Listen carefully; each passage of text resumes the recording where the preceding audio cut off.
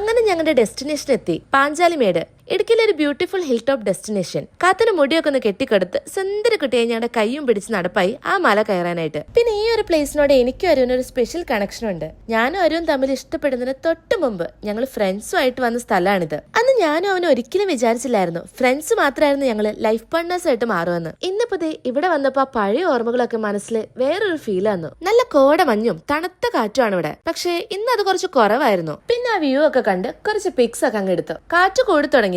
കാത്തുള്ളോണ്ട് അധികം നേരം അവിടെ നിന്നില്ല. നേരെ താഴേക്ക് ഇറങ്ങി. അവിടെ താഴെ ഒരു കൽമണ്ഡപം ഉണ്ട്. എനിക്ക് ഹൈലൈറ്റിംഗ് ആയിട്ട് തോന്നി. നല്ലൊരു ഡാൻസ് റീലൊക്കെ എടുക്കാൻ പറ്റിയ പ്ലേസ്. പിന്നെ കുറച്ചു നേരം നല്ല ഫ്രഷ് എയറിൽ നല്ലൊരു സൺറൈസും കണ്ടെങ്കിരുന്നു. തൊട്ടടുത്തുള്ള പനന്തുംപാറയിലും കുറച്ചു നേരം പോയി. ആര് പണ്ട് മുതലേ നല്ലൊരു ട്രാവലറാണ്. സോ ഇവിടെ ഇടുക്കിയിൽ അവൻ കാണാത്ത വ്യൂ പോയിന്റ്സ് കുറവാ. പണ്ട് അവന്റെ മെയിൻ പരിപാടിയായിരുന്നു ഇതുപോലത്തെ കുന്നും മലയൊക്കെ കയറി പുതിയ പ്ലേസ് എക്സ്പ്ലോർ ചെയ്യാൻ. അവന്റെ ഒപ്പം കൂടിയ പിന്നെ ഞാൻ ഈ പ്ലേസ് ഒക്കെ ഒന്ന് കാണാൻ തുടങ്ങിയത്. കഴിഞ്ഞില്ല, നമ്മുടെ ചാർലി ഫിലിം ഷൂട്ട് ചെയ്ത ആ വീടും അതിന്റെ അടുത്തുള്ള ലേക്കും ആയിരുന്നു ഞങ്ങളുടെ അടുത്ത ഡെസ്റ്റിനേഷൻ. പൊന്നൂന് ഈ പ്ലേസ് കുറച്ച് കൂടുതൽ ഇഷ്ടമായിട്ടോ. ബിഷപ്പിന്റെ വിളി സഹിക്കാൻ പറ്റാത്തോണ്ട് നേരെ റെസ്റ്റോറന്റിലോട്ട് കയറ്റി. അപ്പൊ തന്നെ ഉച്ചയായേ.